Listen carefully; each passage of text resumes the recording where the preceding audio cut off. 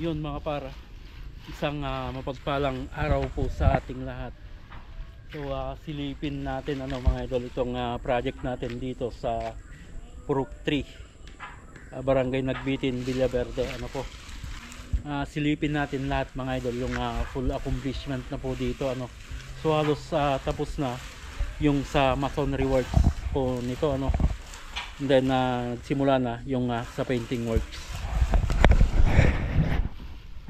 Yan. So eto yung bahay mga idol. So makailang beses na tayong nakapag video po dito So sa second floor mga idol, nagsimula na rin yung sa painting works So sa labas po muna ito yung sa pintura nya.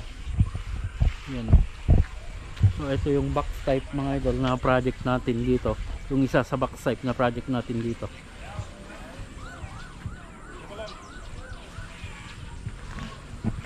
Then ito yung sa driveway So pina-overtime na natin to mga idol. Driveway.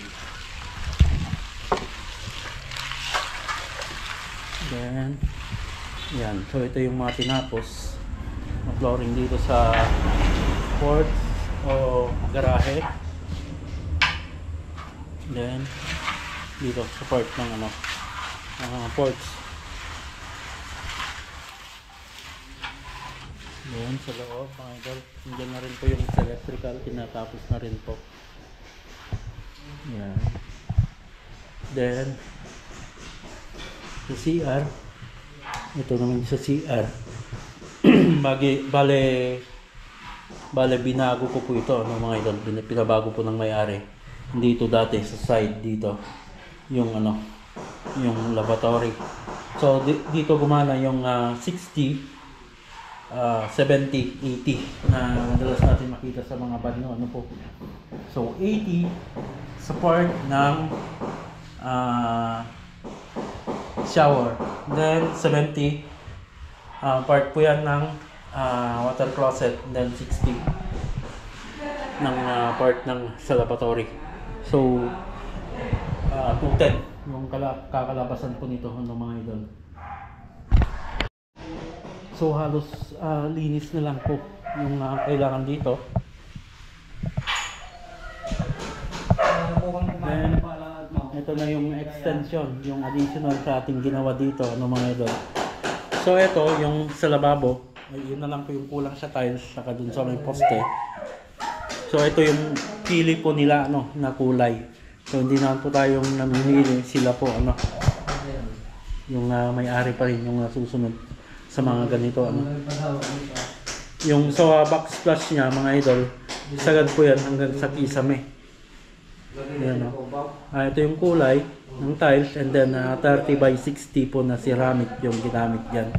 Then sa counter po ng lababo, ito naman granite jasmine.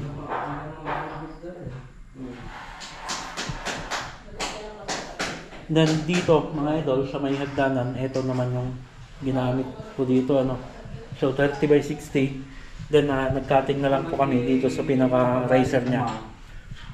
20 by 30 po ito. Excuse me po. Patawad ko sa 4,000 Yan dito naman mga idol, second floor po ito. Nataysan na po dito sa second floor. Ayan. Then CR po. Yan. Medyo madilim na mga parso. Kakaroon tayo ng vlog dito sa mga susunod na araw para makita natin ng maliwanag.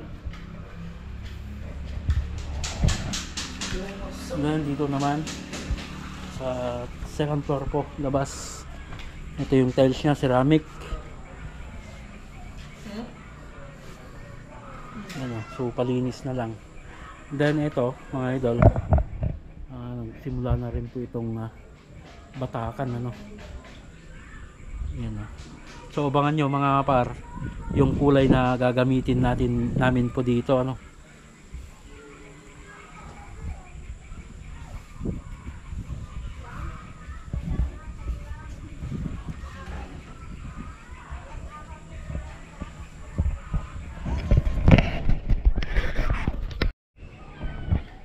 Yun mga idol, so yan po yung update dito sa ating Purok 3 project, ano. So abangan nyo naman mga idol yung vlog natin bukas sa bubuksan nating project, ano mga idol. Then yung project pa natin dun sa sawmill, yun naman po yung i-update natin.